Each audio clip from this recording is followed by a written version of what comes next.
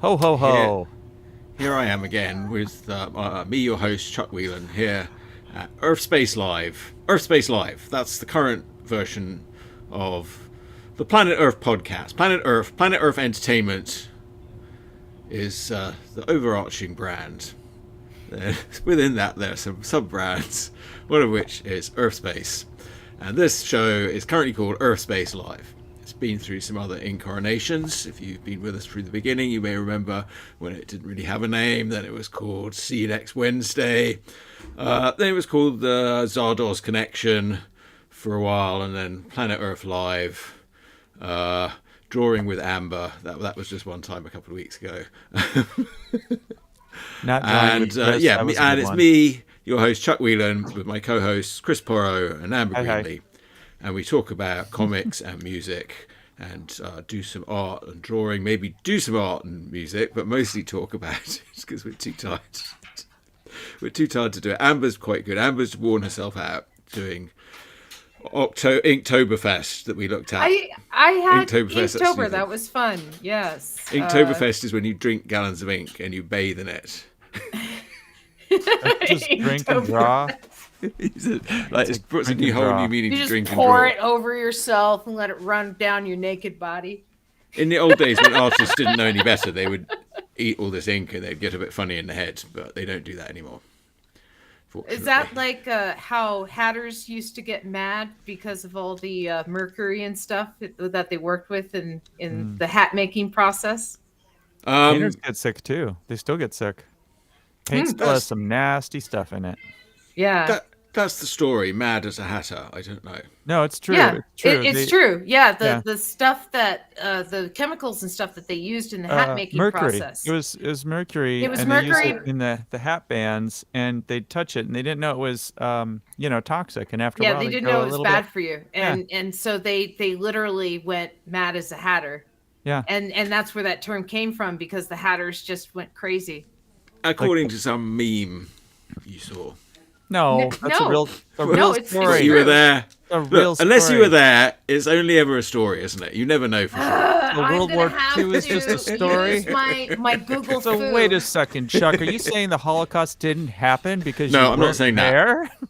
I'm not saying that. It's like there's enough. There's enough evidence. Just in time to save Chuck. Please don't go straight there. Oh, here's Hernan. Hey, he made it. Hello, sir. All right. Well, it's just in time. He's in. Okay. Well, look. While he's figuring out. Wait. I'm going to put him aside again. Hang on, Hernan. I'm going to play the theme music, and then Hernan will be right with us. So hang on. Where's the music? All right. Here's the music.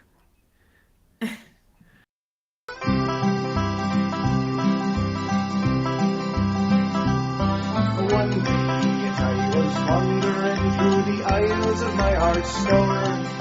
I bought myself a pictomicron and some Bristol board. I made a fancy comic, and now I am all set to be the greatest web cartoonist on the fucking internet. I'll have a forum and a blog and links from PvP. I'll get reviewed by a web snark, Clean and William G.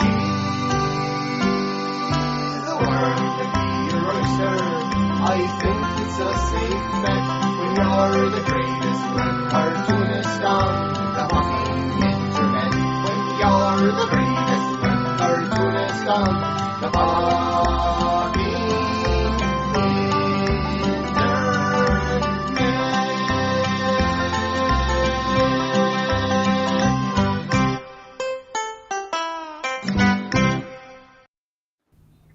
Hello, everybody.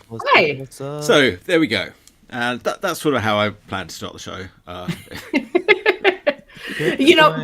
Just for the record, though, the phrase "mad as a hatter" actually comes from Mad Hatter disease, better known as mercury poisoning. In the 19th century, fur treated with mercury was used to make felt hats. Hatters were confined in small spaces and breathed toxic mercury fumes, resulting in mad or irrational behavior. This is from Vanderbilt University's website. No, it's a for real, legit thing. Yeah. That saying has some roots in real things. Yeah, it sounds like it was a horrible thing things happening to working people. So Yeah. that's probably true.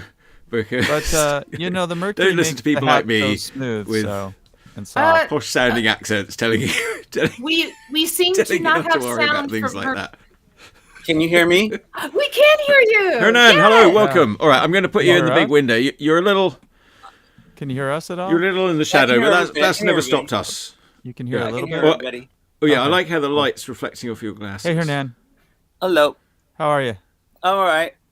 Right Did on. you know that people used to receive radio signals in their braces or in their fillings, and they would talk to themselves, and like Yeah. they would be like diagnosed as schizophrenic? Yeah. Oh, they thought they actually like had that people were, problem. the doctors were diagnosing them as. Yeah, I hadn't like- heard that bit. That the doctors Yeah. were diagnosing them as schizophrenic. Lucille Ball 'cause- had that Yeah, because problem, and she talked about it on Johnny Carson. Yeah, one time I was in Ecuador with my mom and my cousins, and my cousin and her mother looked at somebody that was walking, talking to themselves, and I mentioned that to them, and they looked at me like whatever, I was like, because you never know when someone Yeah. you think it's crazy. Nowadays, when people first started using cell phones in their ears, with the earplugs, and they would be talking to someone, I used to think, God, what the hell's going on? Yeah. Yeah. me too. But you never still know do. what's somebody talking to themselves might be connected to another realm somewhere, Yeah. Just- Yeah. Exactly. I mean, in the old days, people would have been treated with a bit more respect. Well, I don't know what days. What are you In talking some about? days. They threw everybody in the same mental institution. Anybody that thought any different, they were like, I- "Off I you think go he's- to the Generally, house." I think things are Talking getting in better. more I would ancient say. I times hope. when they were considered like shamans and Oh, magical okay. people. Yeah. Well, I Yeah, was trying not- to do that. I don't want to Yeah, be we're sort not of talking about like during romanticize the things. But... 1800s during the populist movement when You could you be, just chuck the political prisoners into the institution and call them crazy. I wish I could do that. Just start talking to myself, and then somebody says, "Hey, that guy's No a one's healer." stopping you. Well, all right. Let's That talk guy's a about one healer. flew over the Ask him cuckoo's to nest. come over here. Yeah. I talk to myself all the time. Because I write and draw and spend many hours alone to myself, and I work on stories and stuff. I talk to myself. I let the characters in my being talk to each other, and I'm sure I look crazy to outsiders. Well, you're like Robert E. Howard. Well, according to that movie that Renée Zellweger did him, like the author of Conan, who seems My to be speed somewhat levels confused. are too high. but- Is that what you're saying? But when he was writing his novels, like he'd be reading them out loud, like all of the Conan stories, and like banging away on his typewriter to anybody walking past his house, which was sort of kind of in a little sleepy, idyllic sort of town. But I only know because I watched the Renée Zellweger movie, so it's really it was funny quite good. because If you like Conan, I would say Robert definitely watch that Howard movie. was- But it might not, it might make you go like. Robert E. Howard was such a mama's boy, though. He lived with his mom until she died, and then he was distraught. He didn't know what to do when his mom died. Yeah. Yeah, he was. that's Yeah, I mean, he was Hey, sort we- of like we I should think he talk had a to lot this of things Hernan bottled guy. up inside of him that he let out through Conan for Yeah. the benefit Let's of the talk rest to of this us. Hernan guy about music or something. I'm sorry. Oh no, continue. I No, like dude. Conan. I mean, I like you're Conan the the guest. Barbarian. We got to at least talk to you for maybe 50% of this thing. I Well, like Conan- Conan the Barbarian. Yeah, Hernan's like one of Conan's like when Conan meets a buddy, and they go off together, like certainly when you're on stage, My Hernan, you favorite look like is one of the those ending where characters sometimes. He says, "Do you really want to live forever?" Like Yes. Oh yeah. That. and then he's sitting there, he's ruling the world, and he's all by himself, all lonely. It's like Mm-hmm. that's what I got from the movie. That's what Yeah. happens. Yeah. in Conan? Yeah. Do you want? Yeah. Those are the best bits. Those are the bits that you need to remember. Yeah. Do you want to live forever? By which she's sort of saying that you'd live forever by jumping off the top of towers. So okay, I have a question. So you mentioned going to Ecuador and stuff like that. Were you born there, or were you born here in the Oh. States? I was born in Colombia. Oh, in Colombia. My dad's Colombian. My mom's from Ecuador, and me and one of my brothers were born there in Colombia, and two of my brothers were born in the States. So with that background of like that Latin background and stuff, how has that helped you with your music? Gosh, Well, I like- can eat a lot. I can eat a lot of salsa while playing music. No, I mean, Did you there's grow a up? lot Well, of I can think Amber's asking, did you grow up with a lot of music? in your house? No, I really didn't have a influence from my parents' music as a child. In fact, I was kind of embarrassed of it, and I think I got into music, well, the desire for music, when the Hard Day's Night showed up on one of those black and white. Well, actually, we had black and white TV, so I don't know if there were color channels or not. But the Hard Day's Night played on one of those channels that plays reruns all the time when I was a kid, and I was just like, wow, and just love the Beatles, and then love the Stones, and just about everything. And then high school age, some of my friends were into punk rock, and that was interesting. And then I discovered the Ramones and the Cure, and then later on, I started hearing songs that my mom used to listen to in my head, and my dad used to listen to, and I started searching them out. So I'm really into finding a lot of the songs that they listen to. There's a song called La Naranja. So this would be like the orange. It's like La Naranja, Naso Verde, like it was born orange. And I found all these cool versions of it, but the one that my mom used to listen to had like children singing, and I was at that time that was in Ecuador. Across the street, I could hear that version playing. I was like, oh my god! And I would go over to this place, this house, and it was gated. There was like no way to get in to ask anybody anything. And but yeah, I'm really into a lot of. My dad was into cumbias, because so I guess that's what you get in Colombia, and yeah, that's What? I don't know if this is related or not, but like Bad Bunny, what is that style of music he's doing? Because he's from, I think, Puerto Rico. This is not cumbia music, no. I don't know Bad Bunny.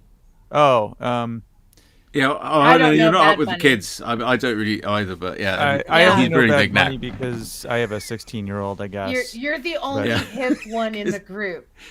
Yeah, Well, Chris is hip it's really- because he's it's got really a my 16-year-old daughter's daughter. fault. Yeah, I do try to Yeah. follow Oh, some cool. of the really, some of the young stuff. I don't know. He's probably in his 20s, but he's like blowing up. How would you describe cumbia music to a person like me that like? I'm trying to think. How would I describe rock music? Gosh, I just think of Ricky Ricardo, just a different flavor of it. Oh yeah, Ricky What are the Ricardo. rhythms So like? is it very similar to big band then? Yeah, big band. It's like I would say it's a big band with a Latin big band, not so much like I forget what they call the Cuban stuff, mambos, but similar. Oh yeah, one Mambo King. My wife really likes the Mambo Kings. I really like Ricky Ricardo. He's quite an amazing guy. Like like all the things that he did in his life. He's Desi Arnaz. You're talking about Desi Arnaz. Yes. yeah, sorry, I said Ricky Ricardo first. Like Babaloo. Hey, he was able to keep that club open in a time when it was very hard to do that in New York. Well, yeah, he innovated a lot in cinema, and like actually, he was a really, actually very sort of talented guy. Like in the medium of television, he innovated a lot. Yeah, And, Desi Arnaz invented the 3-camera setup that you have used to this day for sitcoms. That way, they have the moment happen live, but they record it from 3 different angles all at the same time, and then they edit it later on to make a more dynamic show. I bet I can guess where the cameras are for that. You've got There's one 2 in not the breaking the center. 180-degree Yep, rule, and one on then each side. Yep, and then an they establishment shot. Because Yes, that's and- where I would put them. and they switch between the detail shots and the establishing shots. he was just very, very talented. And I saw an episode where he was like, he was sort of giving some little moral lesson or something on the show to like a kid, and sort of talking about stories and stuff like that. And it was so good. So I don't know. He's just like, he was obviously a very bright, intelligent man. But he's different from Ricky Ricardo, who's a character. So when you were talking about Ricky Ricardo, what are you talking about? Oh, I was just saying. That's what came to mind but I meant Desi Arnaz. Oh yeah. Yeah. Okay, that's Yeah. yeah. I mean, Ricky yeah. Ricardo was a character, but he was a conductor, music conductor that did Yeah. those mambos and things. Yeah. That was Well, it's interesting when you have a character like that that's kind of partially based on the actor that's playing them. I mean, you Right. like with Lucy, she was such an innovator and she was a bigger star than he ever was. She actually fought to have her real life husband on the show, playing off of her as her husband. That's not what the network wanted or anything like that. And what she knew is that if she was the big glamorous star on the show, no one would want to watch it. So that's why she just made herself a little housewife who wanted to be famous. And so you had all these celebrities that were just clamoring to be guests on her show. But the reverse of that was when they were guests on the show, it was her fawning over them. It was interesting. Yeah, Well, that is interesting. It's all very interesting. Yes. So what did you? But we digress. I mean, is that like so? So yeah. So you grew up in Ecuador, and then no, I grew up. I grew no, up in Colombia. I was 2 years old. I was 2 years old when I came to the States. So Oh, I was see. eight Okay, years so you were only there like a So, little bit. Yeah, you don't Yeah, remember probably any No. of that, right? No, Yeah. no. Okay. No. Okay. Yeah. So then you came in, and then where were you in the States? Like around here? We landed in Los Angeles, moved through some suburbs in Los Angeles area, West Covina, Walnut Creek, and then to Orange County, to Santa Ana, Irvine. Just That's I my guess stomping ground. they just kept getting my parents, my mom, but my parents eventually divorced. But we ended up in Irvine. They divorced, and my mom's still in the same house in Irvine from when we got there, like when I was in junior high school. So, and I'm 56 now, so that's. Yeah. So, Do you have some brothers and sisters? Yeah, 3 younger brothers. Oh, 3 younger brothers. Oh, you're Oh, the you're the oldest. Oh, yeah. oldest. Okay. Yeah. Yeah. Yeah. Well, one brother was born in Colombia, also, and 2 younger ones that were born here. And they were born here. Yeah. Yeah, one's in San Antonio. The youngest is in San Antonio. The other one after him, before him, is in Sacramento, and my brother between him and me is in Phoenix. Hmm. Yeah. So, My sister's in Phoenix. so are you the cooler older brother because you're the musician? Are they like all into music, or is it just you? Oh, I think I'm the only one that's into music. My brother Claude in Sacramento, he plays a little bit of. He's played before I did. He played. My dad took him to get lessons for accordion and flute. Yeah, he plays several instruments, but he never pursued them to do anything to play live with them, really. Mhm. And the other 2 brothers, they both went. My brother Claude, the one that had played music, he's a photographer, and that's actually his profession. He works for Clear Channel. Oh. Photographer. And Yeah. The So other they keep two him. They brothers keep him both- busy as a photographer. Yeah. yeah, the other 2 brothers went into the military. One went into the army. One went into the Marines. So they're more of the get in the dirt. brothers. Yeah. That's good. But yeah, that's you're been the a good rebel. life for that. Oh. No, I wouldn't say that. We all have our own little rebellious things about us, and Yeah. I do. What's your favorite style of music to play then? My favorite style of music to play? Ooh. Well, to play, my favorite thing to do, which I haven't done much of at all in the last few years, is just to sit in my room and go play strum songs that I like. It doesn't matter what style it is. I'll sing and strum to just the strumming pattern, and just sing to my content. That's like one of my favorite things to do in the world. I consider that equal to praying. Mm-hmm. And I don't need anybody to be listening to me. I just like singing the songs that I like. I like to do that too, but it's usually after I'm drunk. So yeah. Yeah, I have to be pretty far gone before I start singing. But as once, far as once like I get going, hard to shut me up. to say I have a music style that I prefer, I really don't.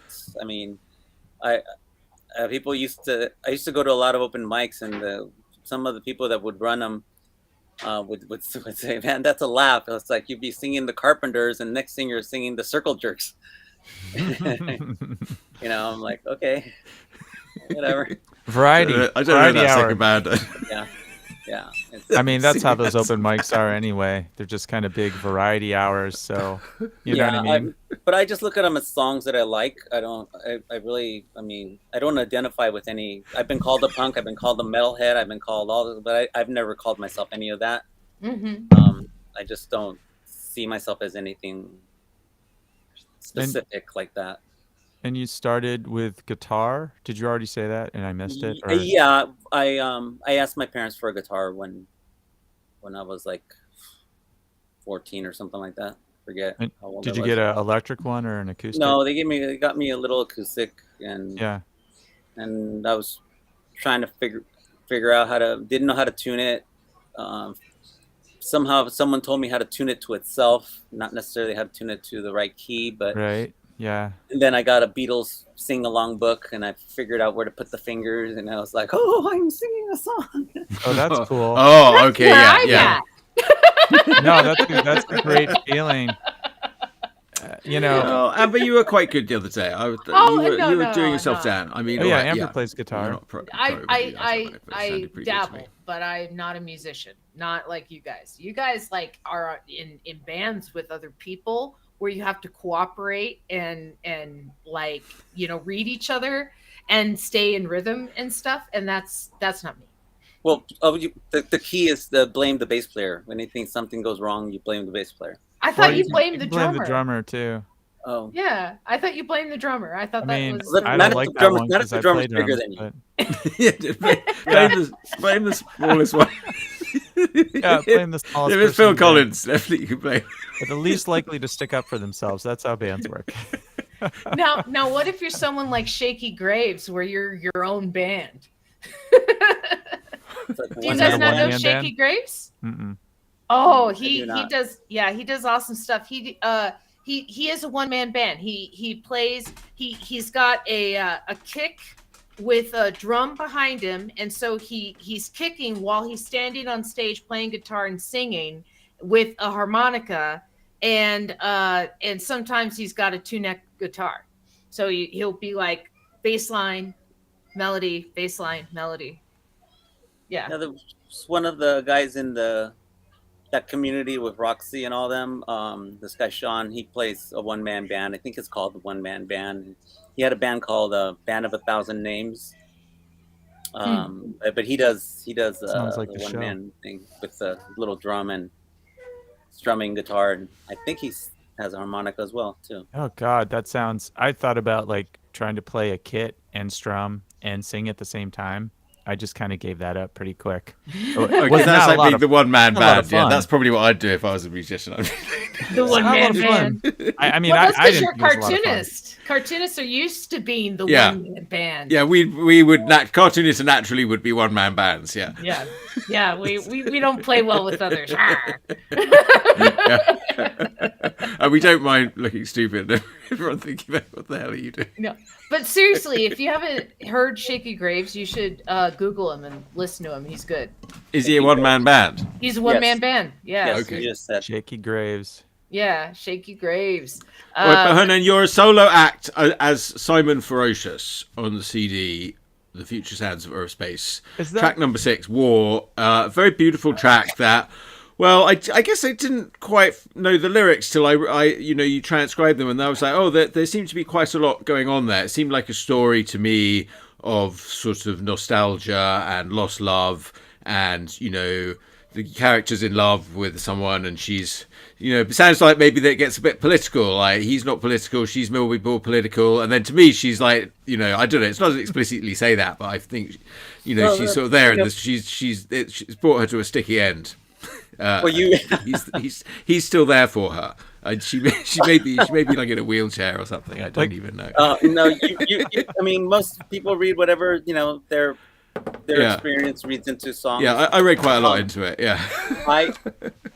It was basically the time period where I'd be dating someone, or I'd meet someone and see them a little bit, and I felt like just about so it's like several in a row where I get together with this person, and all of a sudden I got all these new enemies. Oh, It's damn. like all these people that she didn't like that I all of a sudden had to not like as well. Oh, Mhm. Oh, and I felt like it's like that's like when Wow. you're married and your spouse runs up crazy debt, yeah, and it's your I guess debt so. too. I guess so. So I was like I felt like, gosh, this is like going to a war. Yeah, you were like sort of getting Getting- swept up, and yeah, you're a more peaceful character That's in a funny. way. And the song to me, it seems like I take it you didn't Yeah. date that girl long? There was several girls in a row. There were several in a Oh. girl. Yeah, so it's like So- that's so the you whole had a series of it. It's an 7-year amalgam of divorce? it. The song just on one experience. It was like several in a row, over the years, I mean, that didn't happen with everybody, but that I've ever dated.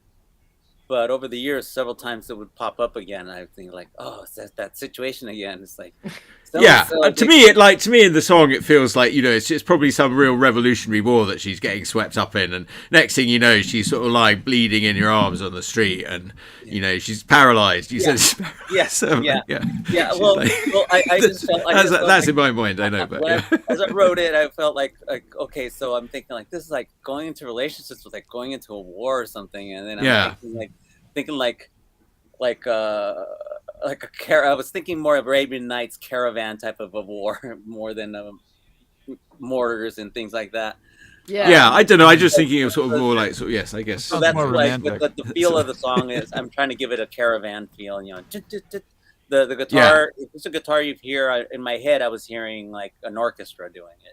Mm-hmm. You know, making Well, I think all the songs have a sort of like a fantastical element to them. You know, like a caravan is like that. You know, sort of circusy, fantastical, fantasy worlds. You know, not quite reality, like a sort of kind of but a universality. Do you always personalize your songs? No. So No. So No, how do but- you approach songwriting in general? Just there's no right or wrong way. Sometimes I've done this where there's a melody of a song I liked, and I'll take 3 of the notes of the melody, and then use the chords from those melodies, and just strum them because I felt like writing a song. Mm-hmm. And then I'll go from there. Or sometimes I'll just hear the tone in the melody in my head, and I'll have to sit down and figure out what that is on the chords are.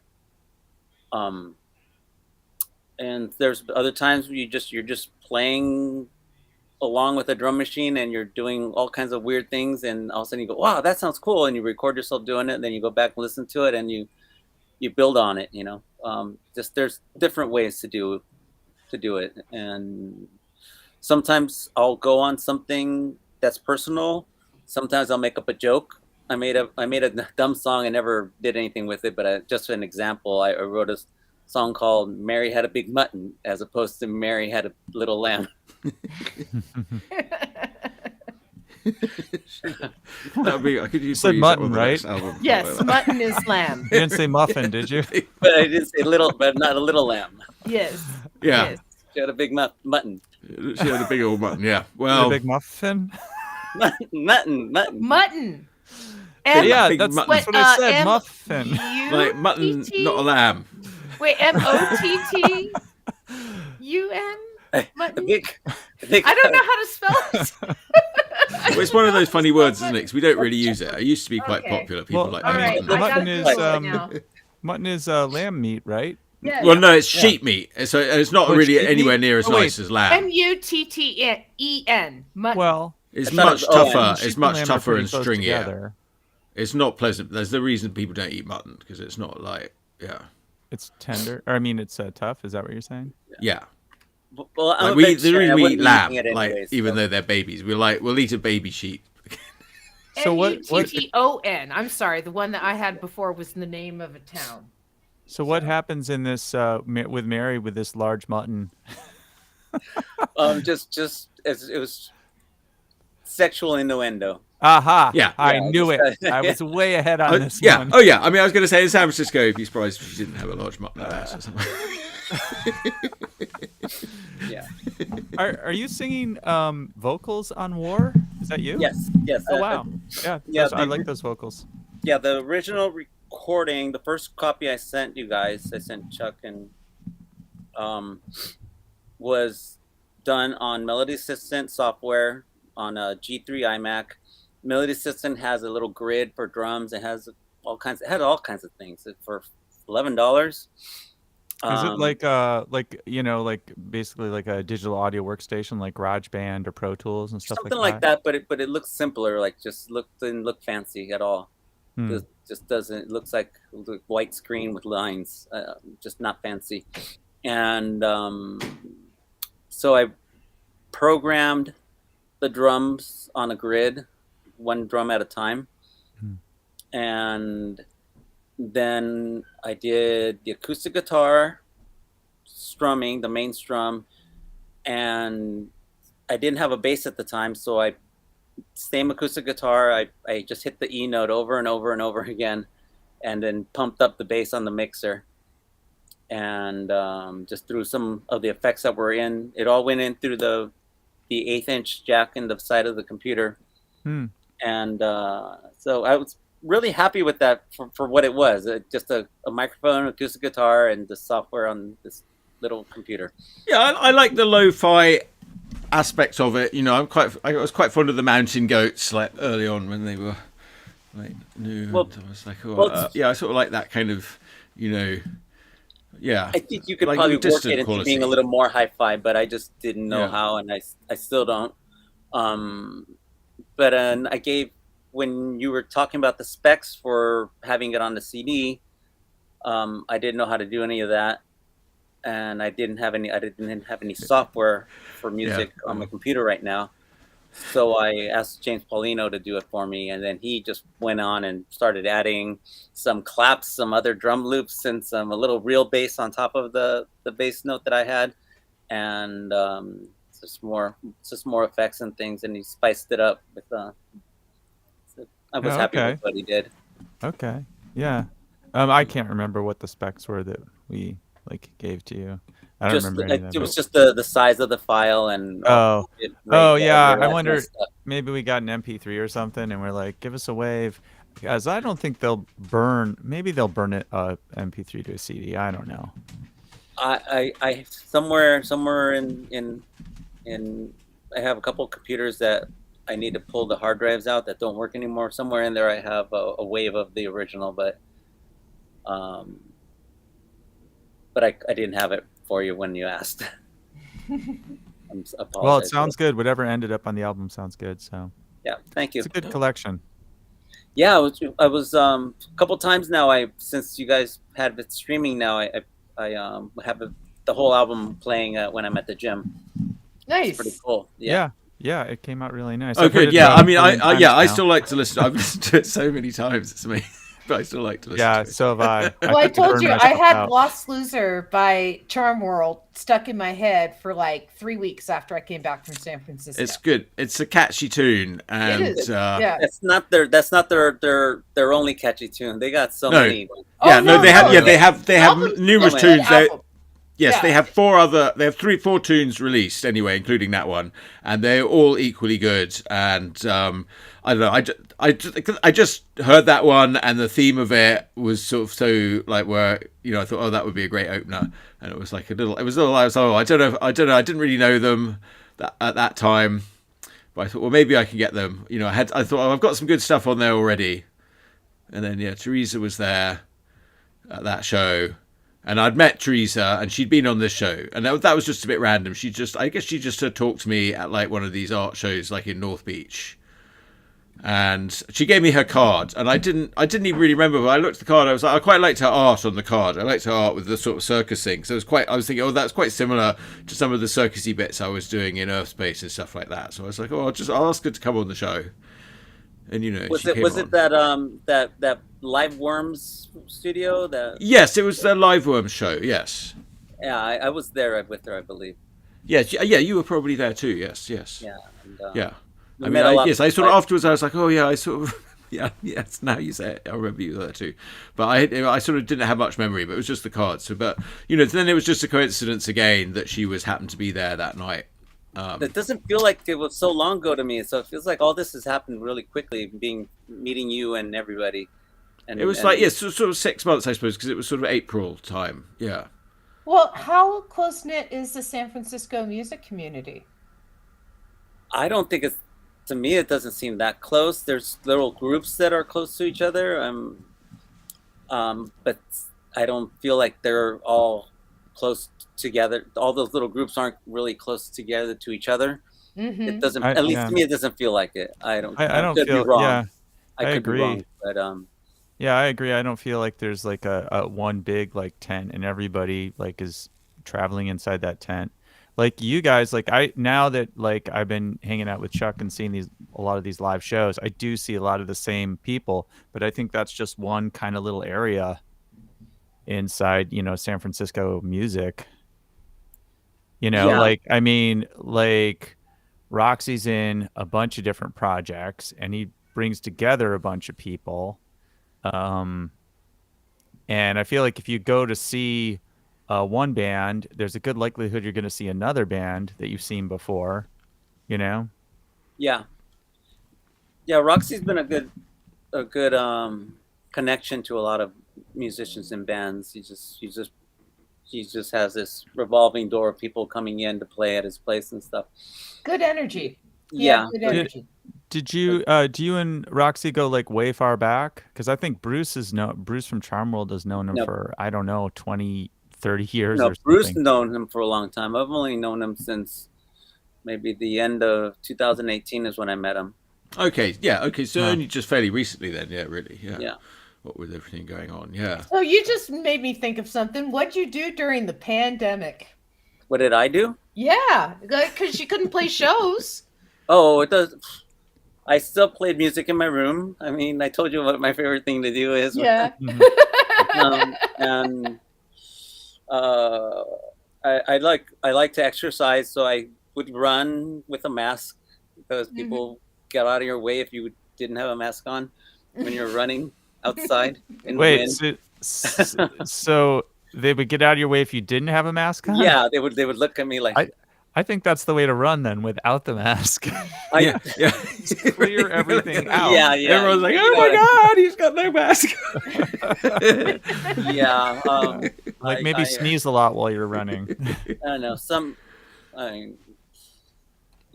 There was a weird evening right at the beginning where, like, just before they called the lockdown or whatever, we had like one last night where I was up at McLaren Park, like up there. It was quite a nice sunset, and there was a whole bunch of us like there. Nobody knew. Nobody knew. Nobody wanted to get too close to each other, I guess. Oh, there was quite a lot of people. I liked it when the circles appeared in the parks. All the white, like little crop circles appeared in the parks. Like one day I get up, I walk to the park, and there's all these circles painted. It's like, stay in your bubble. Stay in your grass bubble. It's interesting because there's still remnants, right? Like you'll walk outside of a store and here in Denver and stuff, you'll see like X's on the ground where people would have to wait in line 6 feet apart from each other outside of stores and stuff. Like you still see the scars left behind. Yeah. But I mean, I was fine staying home and there's always something to do. There's always, I'm actually a very, I can't say I'm really introverted. I can be shy, but I'm fine with not being around people, and I think I do okay being around people as well. But I don't have to be, and I could be around people, but I need to recharge. And like have the alone time where I legs in the blanket and reading a book, something quiet. My favorite part of the lockdown was the beginning part for sure, because I was like, oh, there's no traffic and the air quality's good, and there are and everyone's making bread. Everyone's making bread and wine and beer and pickles. But then after about 6 months, I was like, okay, that's enough for me. But for a while, when the traffic and the air quality was really nice, I was like, this is all right. But, not forever. Yeah, I was working in the dispensary then. And so we were almost Prohibition, and there was like one day of Prohibition where they announced that they were going to shut it down like the next day, and the lines outside the liquor stores and the dispensaries were so long. They're like, "No, sorry, you're essential workers." Like the gas shortages in the 70s, yeah. Yeah, so I was considered an essential worker during. Because if you're locked in your house all day, you better be getting high. Well, I read an article early on that said that if you smoke pot, there was some evidence that it would stop you getting COVID. So. That sounds like Sure. I don't know if that worked. I don't know if there's been any further research on that. Only a pothead would say that, Chuck. So is that big pot trying to sell you more high? About that. Hernan, do you think smoking weed keeps you from getting COVID? When I was in college age, one of my roommates, we were all a bunch of friends were all over, were over, and this roommate said that if you smoke pot, you won't gain weight when you eat food. he was such a pothead. He was just like, he would believe anything, and of course he was ridiculed to no end for that one. Yeah. Well, you probably won't remember gaining no. weight. If you believe it, then that probably works quite well. I don't know. People will convince themselves of a lot of things to like justify. You know, I've been guilty of that. I mean, I remember like 20 years ago, before like now. Marijuana's kind of gone mainstream, and they're doing all this Ohio research just legalized it. Ohio. Yeah, I think it's going to be legal. Like in 20 years, I bet most of this United States is legalizing it. But now they're looking at it for all these medical applications, and it just reminds me, like 20 years ago, I remember people like passing out brochures, like pro weed brochures to legalize it, and they had all these health benefits and all this other shit that it was supposed to do, and I was just like, look, I get it. You like pot, like you wish it did all these things and you want to promote it. But what it really does is, get you high, and you love that. And it turns out, all this is true. Yeah, there actually are benefits. What I find most impressive about basically like hemp products and stuff is hempcrete. After they make edibles and after they make concentrates and stuff like that, they have this fibrous material that's left over that is just a junk material. Well, you can take it and mix it with concrete powder and make hempcrete bricks and build sound walls along freeways, and it ends up absorbing carbon dioxide out of the air. Yeah, I mean, there's another version of that's that. Great. That's called, great. I love things like that. Yeah. It's called like cement board, where basically they take a fiber, which in this case is, I think, actually fiberglass, and they mix it with cement, and it's this siding for your house that will last like 100 years. Oh, I think I've they're used doing it with cement board. It's what you want to hang up instead of drywall behind tile in a bathroom is cement board. Yeah, like there might be the stuff that I've seen has like a brand name to it. I forget what it's called, but on the outside of this studio, it's hardy board, and that stuff will be here 100 years from now. Hardy board. Hardy. You know my opinion about construction. You know when I have those crummy American houses, you need nice houses built out of concrete blocks. I forget what the early story is with hemp, but they used it, like you said, Hernan, like they used it as to make paper. They used it to make rope. There were some other uses for it, and I think what it was doing is it was competing with an established industry, and that industry may have been alcohol. It wasn't alcohol, it was timber. And so what you had is William Randolph Hearst versus Pulitzer, and Pulitzer used hemp product for his papers, which had kind of a yellowing effect, and it's where we get the idea of yellow journalism and stuff, because Pulitzer didn't care about the truth. But he also made the Yellow Kid, yes, and he came also up with made comics. the So Kid it's really confusing. I don't know whether to love him or hate him. William Randolph Hearst had stock in the timber industry, and his papers were printed on timber stock. And so he demonized hemp in the newspapers and put a lot of money politically into stopping it and stuff to basically make it more expensive for Pulitzer to publish his papers to put him out of business. And you say for sad business reasons, that's fine. It's crazy. Okay, I'll just say one more thing. It's not fine. That's terrible.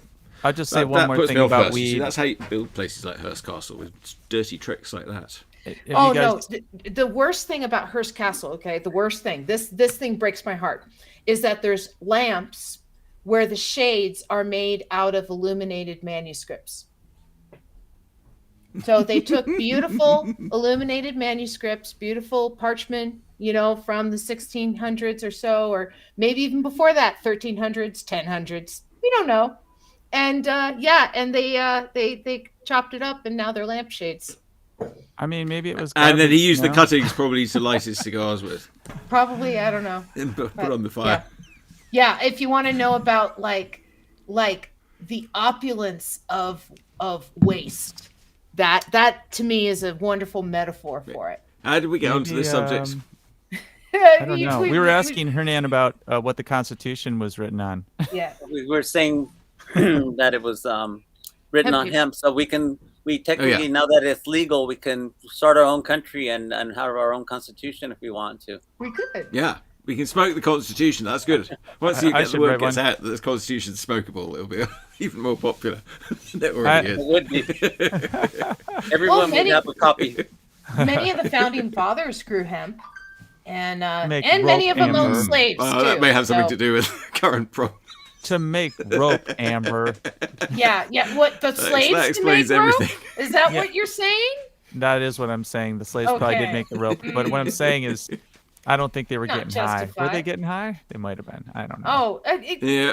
come on, they were. What, totally you think they weren't getting getting Were they high? getting high? Yeah, I don't know. Well, they have found cannabis in Tutankhamun's mummy. They found it in his tissue and stuff. But So but you could they also be. found cocaine, which I found very fascinating.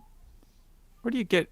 June Where do you get Carver was cocaine too young to from? be doing cocaine. He Wait was a he was second only here. like 12 or something. Isn't He cocaine? also and, had a sustained leg injury from the time that he was like 10 years old to the time that he died. And it was probably one of the reasons why he died, because of the infection from his leg injury. He broke his femur and it never healed.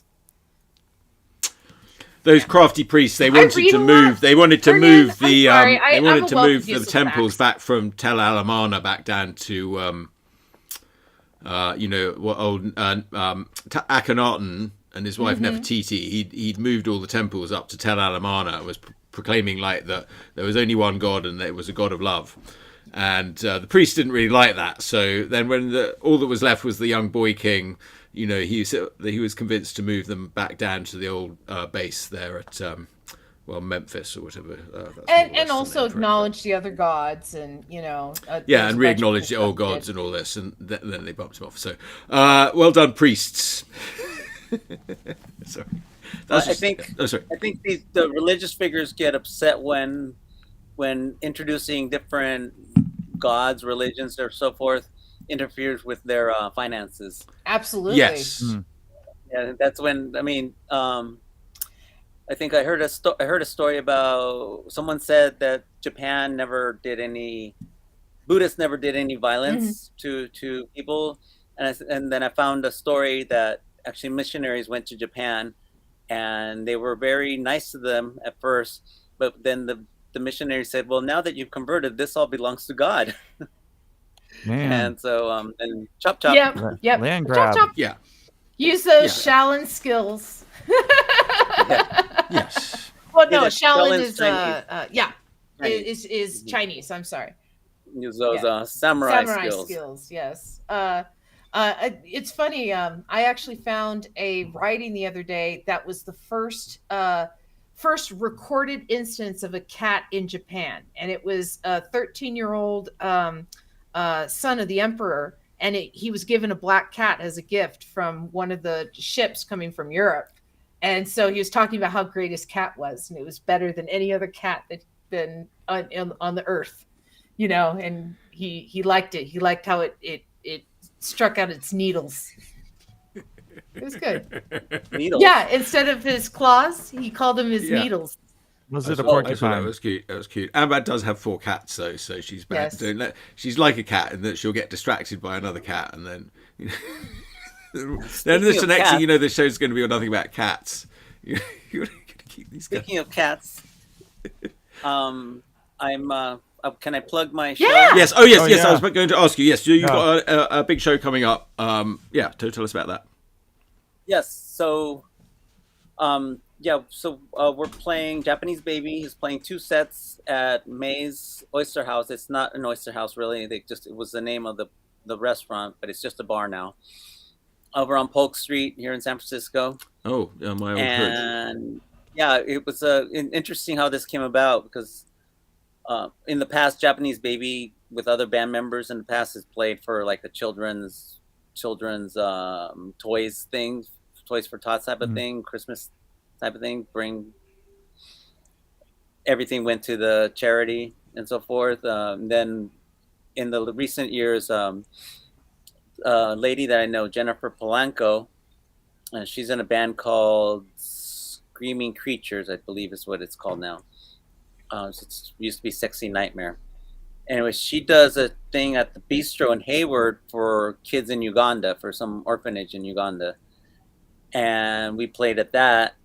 And Teresa was asking, like, why can't we do one for animals? She donates to Teresa's just a big animal lover. She donates and signs petitions, and she'll do that all day long if she can. And I said, yeah, sure, we'll do one. Let's do it. Yay! And then I said, which one would you want to do? And she said, I don't know. There's so many. I said, well, pick one that gets the least recognition, that has the least exposure, that probably could use the most help. And she said, oh, give me Shelter, the cat rescue place here in the city. They could really use the help. And well, let's do it. So we contacted them and told them what we want to do. And the lady who runs the place says she'd like to come and speak at our event, Maria. And they sent me one of her employee assistants or something sent me a QR code. It didn't work. I tried to send some money in, but they're working on sending me a functioning one. So I'm going to have QR codes for people who don't bring cash and just everything what we get. I don't want to charge people at the door because I'd like as many people to come in. And I'm hoping people will be more generous than if we charged $5 and that was it, but I would hope that we balanced out like at least $5 worth per person. People know there comes to a benefit for a good cause. Yes. I remember. Teresa has cats too, doesn't she? Because we were talked about a lot. Dale was on the show then, and he's a cat fan, so it was quite a cat-oriented show, and everyone was. Were you on that show too back then, Amber? I don't think I was. I feel like maybe you weren't there that day or something.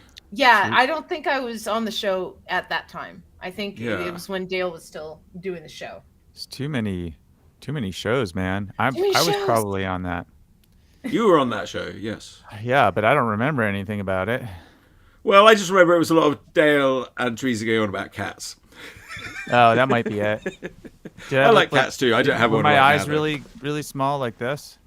So this was a recent show since you met Teresa at that Live Worms. Yes. So I met Teresa at Live Worms probably around about a year ago, sort of November, December time, and then the show I think was in January, so it was right back at the beginning of the year. Yes, and you play in Japanese Baby, which is a Cure cover band, and of course the Cure sing Love Cats. Yes. So putting that song into the show. So yes, so that's good, and I think a lot of people I love would that just have song. like a projector of like the cats that are being helped behind the band. But, also just like cucumbers. cycling through. Yeah, I don't have a projector, but I'm thinking of printing up some of the pictures of the cats that are available at that day. Yeah. And putting them up around the place. I'd like to bring a projector where I can show cats with cucumbers. Well, you can go on YouTube and search "sad cat video compilation." Sad cat. No, cats with cucumbers is going to be way better. Plenty of cats, and they'll all have more ratings than any of the artists on this show. So Hernan, when is this show again? It's November 16th. It's a Thursday night. It starts at 9:00. Japanese Baby's playing the first set. We'll be doing like 10 songs. We have our friends, Mitch Park. he bartends. He's in a band called Dancing Plague. He bartends at Tequila Mockingbird, where we were going to have the show, and I figured, keep him in the loop. So I asked him to play for this. So we're playing one set, then Mitch Park, Dancing Plague, is playing the next set, and then we'll finish it up with another set. And try to save all the good stuff for last. Teresa does the burlesque dance. Oh yeah, I was gonna say yes. On my birthday, she started off with the burlesque dance. I was like, yeah, that was the first song. She does several costume changes for this, so we figured it'd be easier for her to do that song first. So when we do this show, the second set, that'll be the first song. So if anybody wants to see her awesome dance, her spider dance. She does an awesome spider dance, and I remember when we were at Tequila Mockingbird, it was quite a cold night, and she was like running out in the street, like getting people to come on into the bar. She's so funny. Yeah. And she had her awesome art show a few weeks ago that was really enjoyable. Yes, and there was definitely, I've thought, some parallels between some of her things again and some of the Urfspace pieces. Yeah. I did, so that was nice. She's an amazing talent, and it's just amazing to have her around. And and she does her Susie. She'll do her Susie and the Banshees. She does. She's pretty amazing doing that too. Yeah, some of her artwork, which is a blessing. But yeah, in the band, she does that dance, and then we have her come on and do some Susie songs on vocals, and she kills it on that. And then to give her more stuff to do, he throw the bass on her, and the bass player switches over to keys and trumpet, and so we got a different array of sounds coming out of the band just because she can move over to bass, and we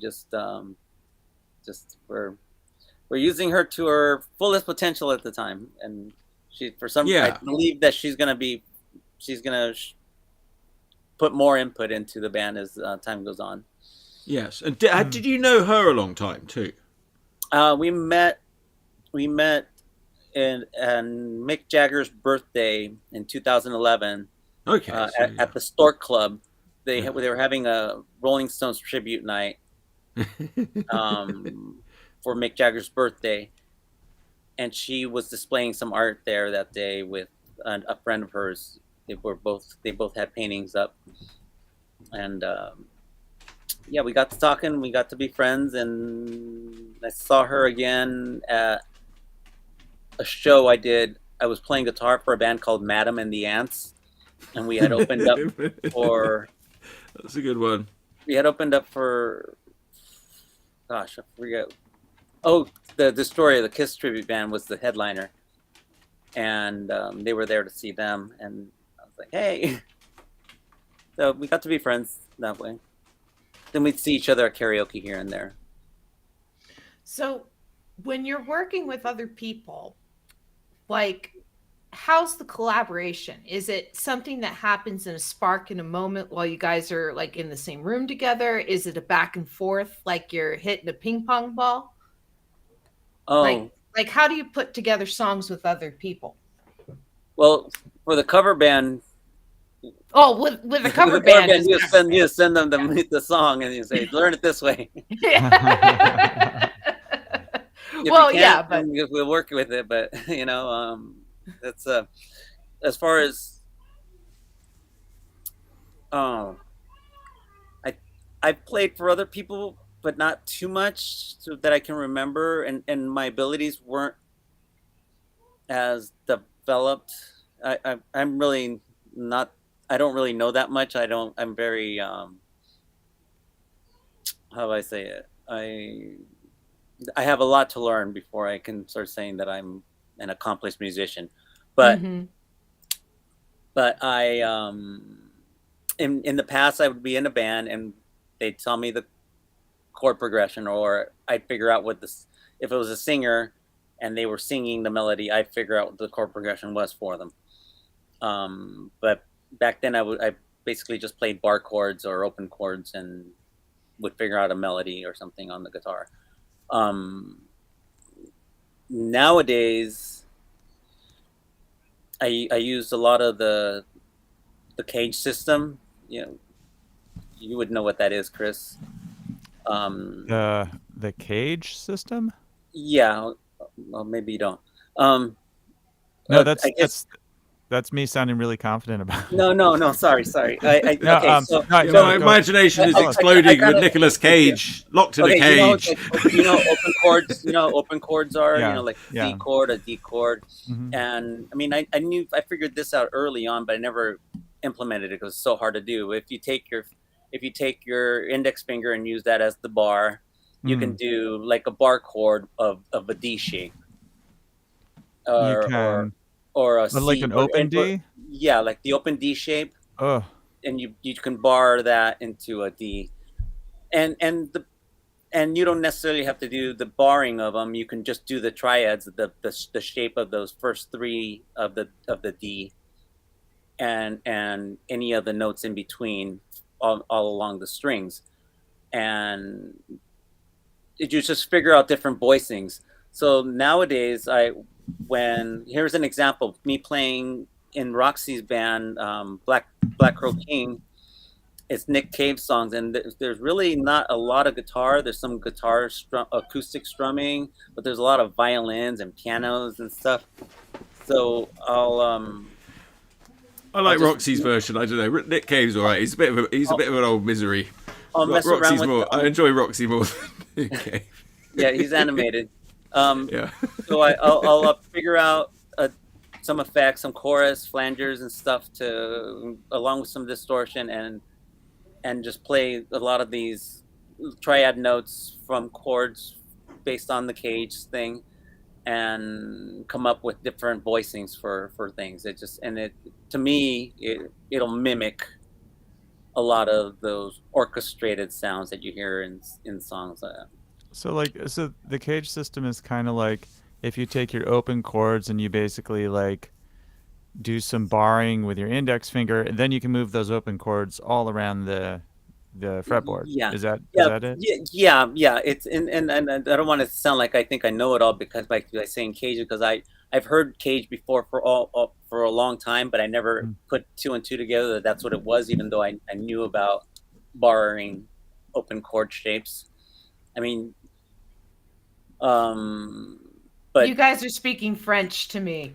I know. All I'm thinking about is going to Hollywood and pitching a show about Nicolas Cage, where Nicolas Cage hosts cage fights with like music by like Hernan and Roxy. it's based on the cage word. Cage is based on the C, the shape of an open chord for a C, open chord for an A, open chord for a G, and open chord for an E, and that you could take those shapes and just bar and keep that shape up and down the neck, run it up and down. You take a D and you bar it down a whole step, and then becomes an E. Mm-hmm. And I mean, Yeah, and then you get yeah, that becomes an E. voicing. And You get that particular voicing of the open chord, yeah. as opposed to So- like bar chords. Well, I've talked about Right, my Uncle right. Bill on the show before, and he was very against like medieval monks and their way of musical notation. He thought it was all wrong because he'd learned to play by ear in the pianos in the bars of Liverpool. And he said the medieval monks invented this ridiculous system Yeah. Well, that he thought he could improve on. I was just trying to, elaborate on what Amber asked about when I get together with other musicians. In the past, when I've got together with musicians that would write something, I really didn't have much Input in my right? head to work with. Yeah. I was limited to the basic bar chords of the E shape, in the A shape bar chords, E minor, just the basic power chord type of bar chords. And but now I have a little more. My mind goes somewhere else. It'll go into other places with different shapes and experimenting with different sounds. And All right, well, Tina's Yeah, a bit 'cause, confused whether we're talking about Nick Cave or Nicolas Cage. But actually, Well- Nick Cave versus Nicolas Cage in a cage match, people would watch that. But people when- would watch that, and they could play each other. Nick In a cave, Cage. a cage match in a cave. Would he cave to Nick Cage? Yeah, put a cage in a cage. Match with Nick Cage. Or you could just do that. You can use that new Las Vegas Dome thing probably. I was And make it like a disappointed cage. when Is it like a cage in I a was cage? disappointed when Nicolas Cage didn't get the part as Andy Kaufman. He has that face, looks like him, Yeah. Yeah, he might have been more funny. mean- He might have been more funny at that, actually. Jim Carrey was so good. I'm not even a He big was Jim good. Carrey fan, but he was so Yeah. good at No, that. he You like he that? He delivered was a good, pretty yeah. powerful performance as Nick Cage is Kaufman. good too, and Nick Cage looked like him. Well, I You don't know, know. Yeah. the last movie I saw with Nick Cage in it was Willy's Wonderland, and it was amazing. I highly recommend it if you like Willy's slasher Wonderland? movies. Yes, Okay. it's okay. So All it's right, I'm gonna it's, write it down. That sounds a like comedy. a mutton thing it's a again. comedy horror movie. Okay, Nicolas Cage has no lines, no name, no job, nothing like that. He just has a pinball obsession and a soda obsession, and he takes out all these animatronics. It's awesome. Oh wait, I think Oh yeah, like the one that's Naomi like told me Five about- Nights at Freddy. Yeah, but this one was made first. They beat Five Nights at Freddy to the movie for the premise because they were ripping off the video game of Five Nights at Freddy. I think my daughter was telling me about the video game of that. My favorite Nicolas Cage movie is probably Betty Sue Got Married or no, Raising Arizona. That's my favorite Nick Cage movie. I like adaptation, but that's because it's a Charlie Kaufman script. Mm. I I mean, like Moonstruck. Moonstruck Raising- has a nice, yeah. I don't know if I've that's a good seen one. that. There's Cher's in that, right? Yeah. Yeah. She won the Academy Award for best leading actress. Yeah, Moonstruck. best actress in a movie. So like I mean- Red Rock West. And Don't Valley know. Girl, the first one, Valley Girl. Yeah. That soundtrack. God. Oh yeah, I And- just saw that I for the know. first time recently. Actually, I hadn't seen that before. Yeah, that was good. And Tina loves Moonstruck. I'm a huge Coen Brothers fan, so almost everything that they've done, I just love. And Raising Arizona is just still hilarious to this day for me. Yeah, that's a great one. I'm trying to think what else there is with Nicolas Cage. I like a lot of the Nicolas Cage. I liked his Ghost Rider movies. I thought He's they're quite good. Schrodinger's actor, I realize, right? Because you don't know if it's going to be a good movie or a bad movie with him in it until you see it, right? And so it's like opening the box and seeing if the cat's dead or alive, right? And I like that he tried to do The Schrodinger's Wicker Man. I haven't watched that yet, but It's not being a good. big fan of the original Wicker Man. But No, the original is amazing, but the one that he did is if you like to sit down and make fun of a bad movie, it's a great movie to watch because he punches a woman dressed as a bear like smack in the face, like he goes full on, and there's other good parts, but it wasn't a good movie. well, that sounds good. I mean, and now look at Cocaine Bear's now #1 movie, so he was on to something. What? Cocaine Bear is not number one. Actually, I think Five Nights at Freddy's is #1 right now. But yes, we shall focus on Hernan. Says Yeah, Tina wants us to talk to her now. Yes. Yes. About what? Well, I don't know. Tina, do you have any questions? Do you have a Where were question you for her before- now? She Where were says you let's when we focus last on cut me. you off?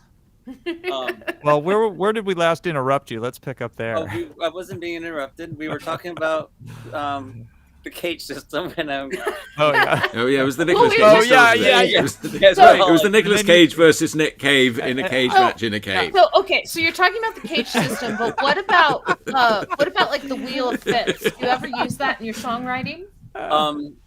In a sense, I'm that's one of the things I'm trying to learn more on, learn to incorporate better. It's funny. I got a little story about the Wheel of Fists. Somebody that I went to, I guess he was a year older than me in high school, so I guess they had graduated, and they learned a lot of guitar from some great teacher or something like that. And they announced that they were going to be giving lessons. So I was like, really? I'll take a lesson. And so I went to this friend's house, and they gave me a sheet of the circle of fifths. And I'm like looking at it, and he goes, you learn this, you can improvise and do all this kind of stuff, and you can play like this. And he started playing these leads and playing, and I'm sitting there looking at him playing these leads, and he played for an hour and charged me $20 to listen to him play for an hour, and said, okay, just learn this and you'll be good. Oh man. Well, that's how pretty you good. like That's it. not bad for an hour's. I'm like, okay. Just learn this. Well, So I didn't understand a single thing about it. And no. and one of the things that I've been doing that's related to that in a way, kind of, is learning about some of the modes. And I don't know them very well, but I know that I can play, because you could in a scale. Let's say you're playing a C scale. Yeah, I'm trying to learn like pentatonic scales and stuff right now. Well, pentatonic scale is just You can't play a wrong note. It's If you it's don't just work. five notes from the regular scale. Yeah. If you pick 5 to avoid the other ones, then it's just an easy way to play Oh, and something. it's minor as well, and it's got a Well, flat 7. Well, they so- have a major version of it, and well, here's the way to look at all the way I look at all the scales. Now, I could be someone that plays really good guitar out there will hear me and say, this guy's full of crap. But this is what I'm doing right now with the way I think about guitar. And I think of I have different shapes for the major scale, and I have different shapes for a pentatonic scale. And I know that in a major scale, if you start the same notes on let's say the C, if you started on a D, all of a sudden, and play all the same notes, but you have the D as the main note and the song is in a D scale, that has a different mode than a different sound, a different mood than, but it's all the same notes of that scale. You go and go to the E and play all the same notes, but have it in the key of E, and it has another tone to it, another mood. And so I'm pretty much running between doing a major scale and moving it into major, minor, and mixolydian. And then I take the minor scale, the minor pentatonic, and I can use that as a major too, depending on where I start it. And I can be doing a pentatonic version of the notes that would be in the mixolydian scale as well.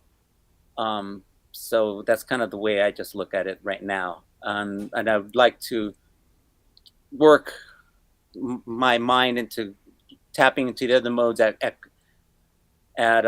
will eventually, which I cannot do right now. But you that's that switch that you yeah, have and to it's just repetition. teach yourself. It's sitting down and doing it. It's not. It really isn't brain. It isn't rocket science, but it's that just muscle memory you have to teach yourself. Yeah, it's making yourself do it. But for right now, like I said, I have specific shapes for a major scale, specific shapes for a minor pentatonic, and I know how to move them into the major can be a minor. It just depends on where you start it. The relatives of a C major scale would be a A minor scale. So, and they're all the same notes. You just start it at the A for the minor, and you start it at the C. Yeah. That's the modal stuff. Yeah, so that works with the pentatonics as well. You just know where to use which one. So that's that stuff. I'm not good at. I can slide around. Someone can play, and I can slide my fingers up and down and stop where I can hear it. I can do that kind of stuff, but by feeling, I guess a lot of people will say that's what it is, playing by feeling, sliding down and pulling the strings and stuff to find the note you want. Well, I mean, that's how Slash plays. He knows more than a lot. A lot of them will say that's what they do, but they know more than they say. Well, That's I mean, Slash didn't learn how to read music until he was like successful. Like you know, When he didn't need to learn music. Ben Campbell didn't read music at all, even after he was successful, and that guy was just amazing. Jimi Yeah. Hendrix. He was just hours and hours of work. He just with the My work. Uncle Bill. Well, the same is true with Paul McCartney. He never learned how to read music Exactly. Well, my Yeah. Uncle Bill was friends with Paul McCartney's brother. I heard that story on Bruce's Can show. we get Uncle Bill on the Bruce's show?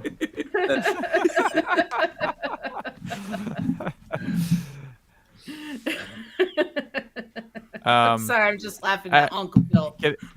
I also got introduced to Uncle the Bill. Circle of Fifths and had high hopes for it, and I never use it. I mean, I know what it is, but I'm like, I don't know. I don't understand how it's useful to anybody. I mean, if you go fifth to fifth to fifth to fifth, you eventually end up with the note you started with.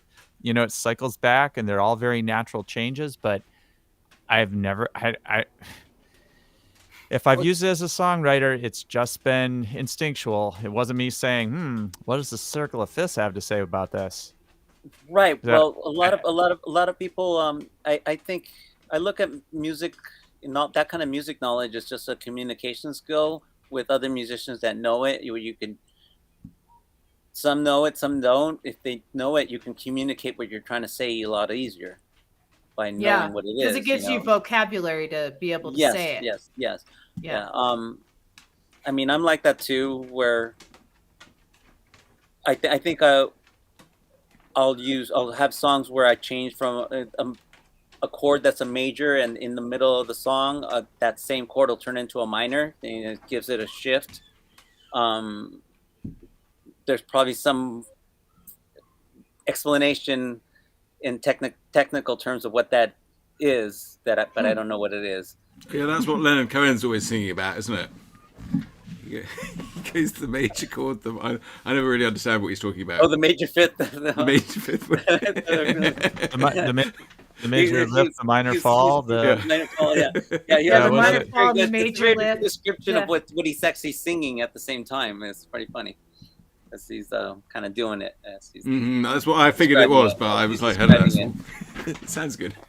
But it's that note, you know. It's that chord. It's just what is the actual line? It's like I will look it up.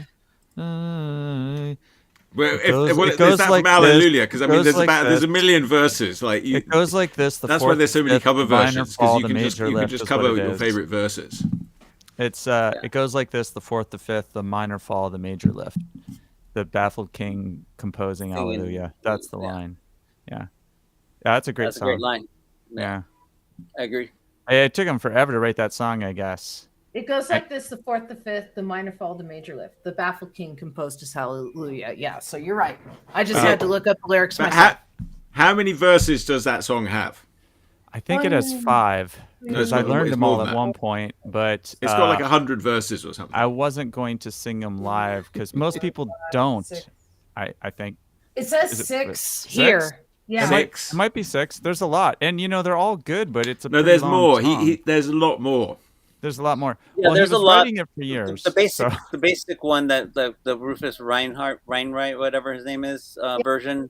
That's one of the most popular versions. Has the base, like the 4 or 5 of them. It ends with the shoot someone who outdrew you. With that. Oh, one. that's an early. That's like a 4th verse, I think, in the version I learned. That's the key to being rising there's to the top of the more, National but- Cartoonist Society. Shoot anyone who outdraws you. Nope, it just 6 verses. That's it. No. There's like some other verses, I'm sure. There's like a lot of religious verses too. That people Well, okay, I'm talking about like there's verse and then there's chorus, right? And then there's verse and then there's chorus, right? Look up every verse of that song. I'm sure there's like a whole lot more verses that he wrote that are not necessarily all like recorded in that recording. Like this was something they were talking about recently.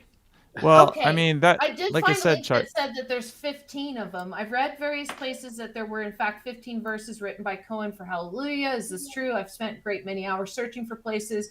I've only been able to find 6. I'm only searching for the rest. The 7 I have so far are here, so people can only find 7.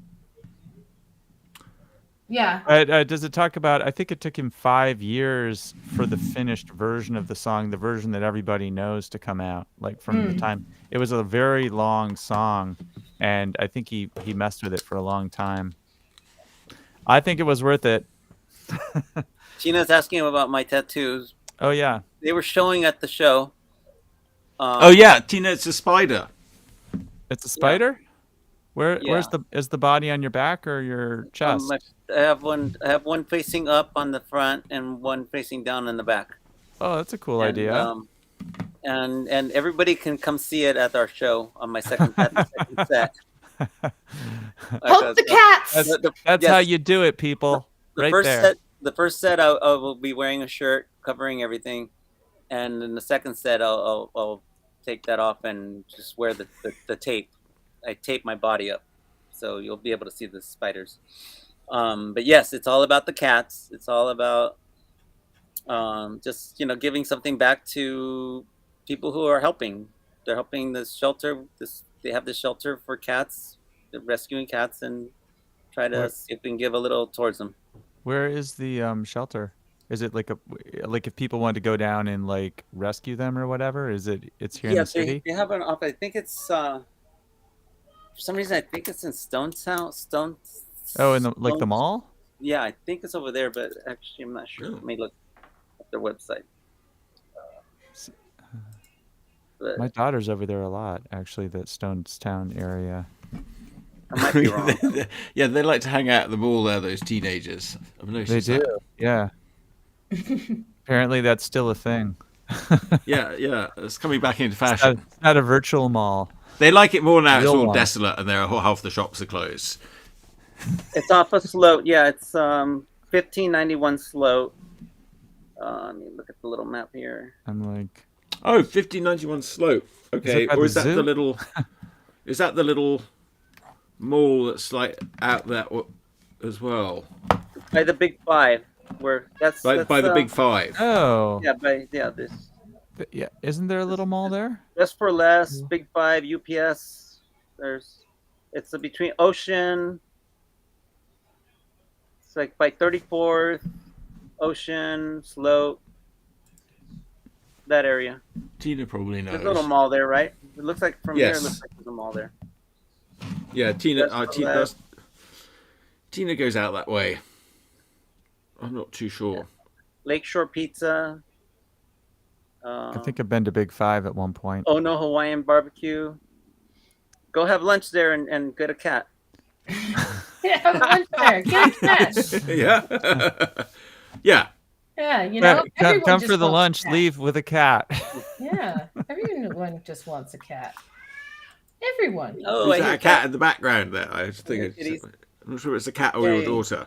Your daughter probably speaks fluent cat by now. Who, mine?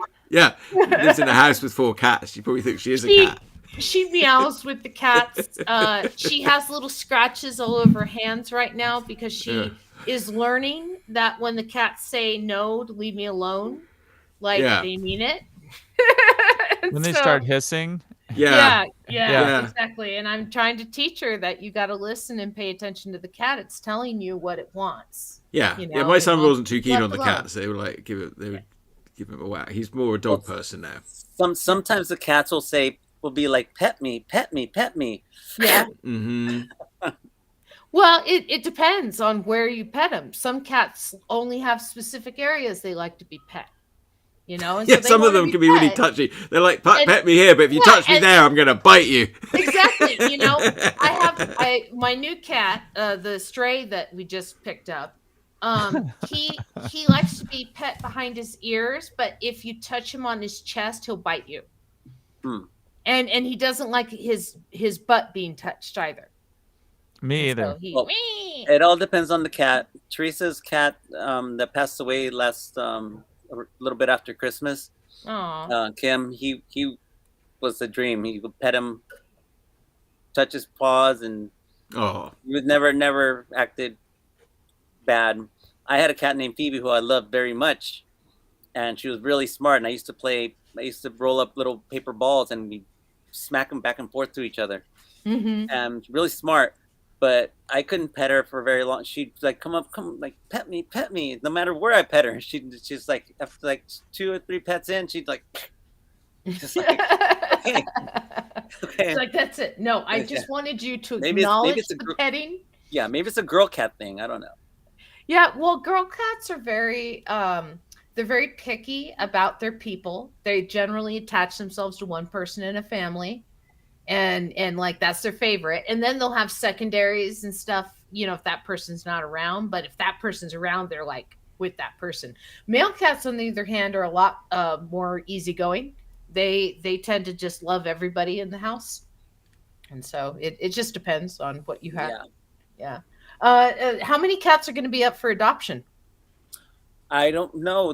I looked at the website recently, and they had a lot of them. So it's. I don't know. I mean, you made it sound like some crazy game show there for a minute. Like we were going to win a cat. We're not going to bring the cats there. I'll probably print out some pictures of the cats and bring them out to have them there. Yeah. But, oh God, no! Oh my God, I might have. Don't tell Tina. No, Tina's going to want to adopt a cat now. She's been making hints about that. Did you say how many cats will be there for adoption? Yeah, there aren't going to be any cats. When does the there. auction start for the cats? No, like I said, there won't be. Yeah, I don't think you want to play loud music in a room with cats. No, definitely not. That seems like that would be a bad time. There's not going to be any cats there. In between the bands, that's when the cat auction starts officially. Yeah, as they're like, from waiting around, listening to all that music that loud. The lady that runs the place will be there. She'll tell a little more. I think she'll probably have an event coming up that she'll probably want to announce and so forth. You know. Yeah. But I would just put a warning to Amber that you have to be careful about cats. It's all right, if you want to have a cat or two, but 4 cats. So otherwise, you'll end up like this lady in Basingstoke that had 70 cats. No, I'm not gonna bet 70. No, I mean, so how we ended up with 4 cats is when Ian and I first got together, he had 2 already. He had Tweaker, and Tweaker had brought Ollie home, and Ollie was a stray.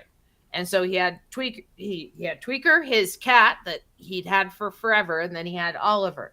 And then when I moved in, another little stray came up, and that became my cat. So we had 3, and we've had 3 for 13 3 and now but 4. But then years? the curve is exponential. So then before you know it, you're going to have 8, and then at the same time's going to by, and then you're going to have 16.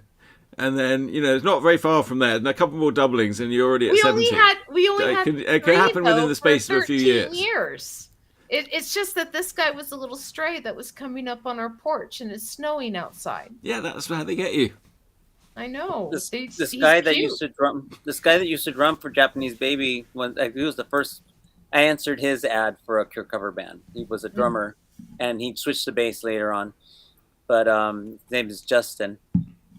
He lives in a place called Colusa, up north, past Sacramento to the.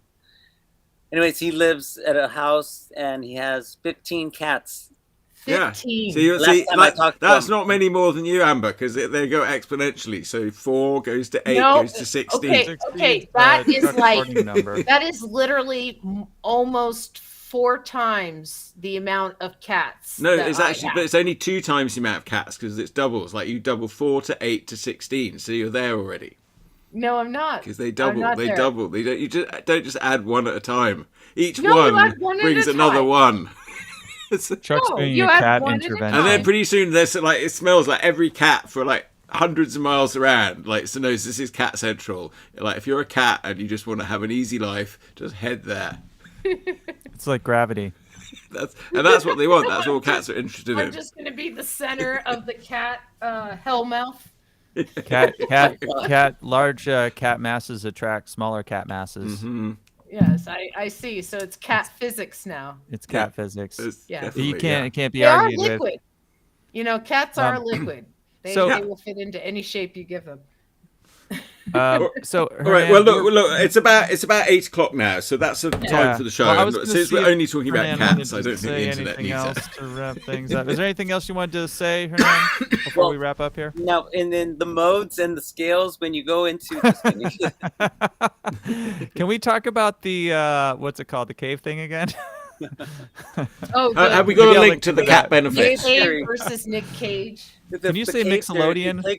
if you play guitar and make this kind of faces. Can you say Phrygian scale a few more Really, times? I'm more of a shoegazer when I play guitar.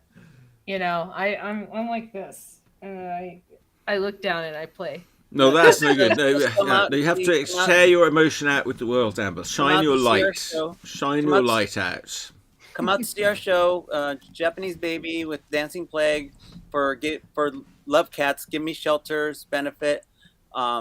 November 16th, a Thursday at Mayes Oyster House, 9:00. And listen to the Future Sounds of Urfspace. Get the book too. Yes, And- yes. I'm just updating my e-commerce site, so urfspace.com. Get along there. You can order everything, and it's streaming everywhere now. So yeah, go stream it. And the more you do that,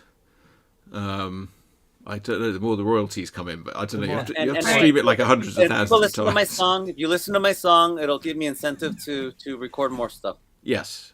So I just put up the address for Mayes Oyster House Brilliant. in San Francisco. Yes.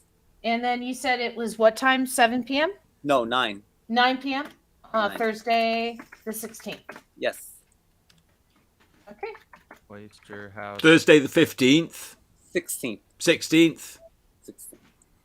Oh, it's Mayes, Mayes, Oyster House.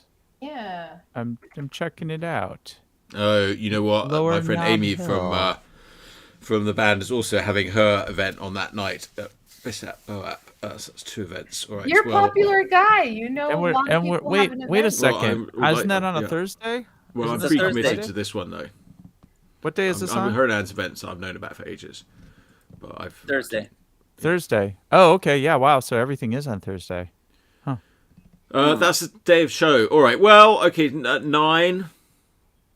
9 p.m. Yes. Totally make it. We're out of here at 8. Yeah. Awesome. All right, All right. awesome. Let's play the theme. Thank you. Oh yeah. Hernan. Theme music. Here we It go, sounds like here we we'll go. see you Thank you guys for having me on on. the 16th. Yeah, thanks so much, Hernan. Yes, check out CD Future Sounds of Urfspace, and links to Hernan with the show. All right, bye. Bye. Bye.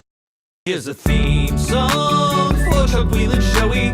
He asked me to write one, but I stole from David Bowie. Here's a theme song. Chuck Whelon is the best. We have lots of hosts, but we're running out of gas. Will you be our guest on? Will you be our guest on? Be on the Chuck Whelon Show.